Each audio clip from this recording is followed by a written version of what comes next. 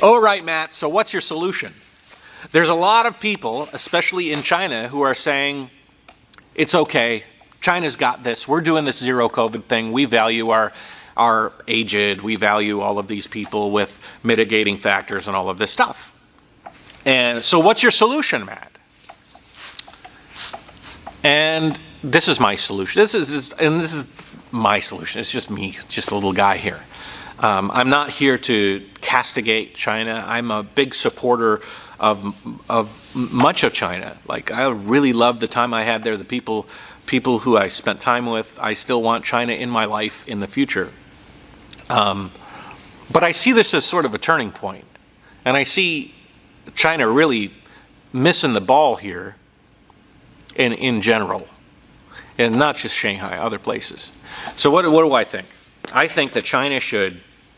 I recently found out that one of the largest populations or demographics of people that haven't been vaccinated are old people, elderly.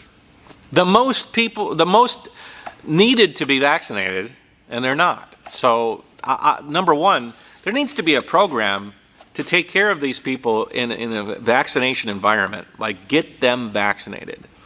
Like 90s percentile. Like 90% of these people need to be vaccinated. And if they have some sort of condition that means that they can't be vaccinated because of some issue, then they need to be isolated. Or they need to understand the risks of living with COVID, like they have in America. I mean, I don't want to see anybody's lives lost. But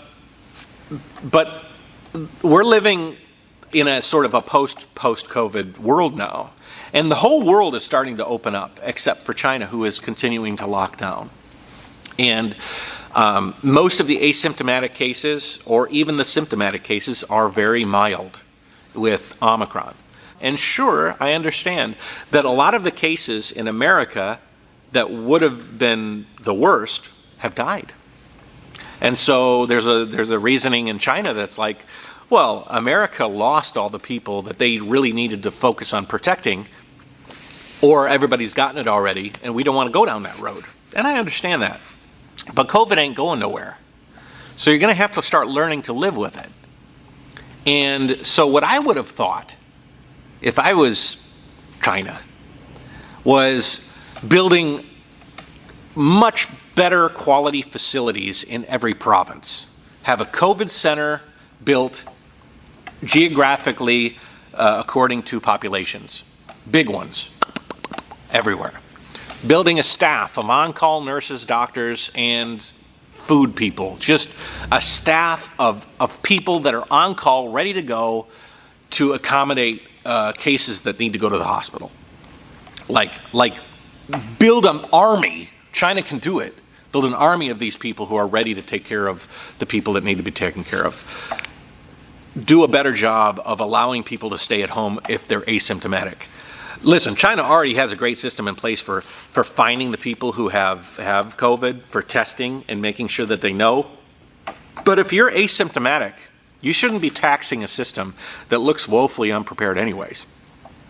Stay at home, self-quarantine, even the people around you. I think Chinese are very open to doing that. They're okay with it. They understand the implications. So you let these people quarantine on their own. They're going to be in much better circumstances than I've seen a lot of these quarantine centers have done to these people. And I think that people's patience are wearing thin in China, in general. Not everybody. I'm sure that there is a very patriotic group of people who have seen the progress that China has made throughout COVID, and they're like, hoorah, we're doing a good job. But they're not going to last forever. And over time, people are going to start getting frustrated. And I think that they're already sort of there.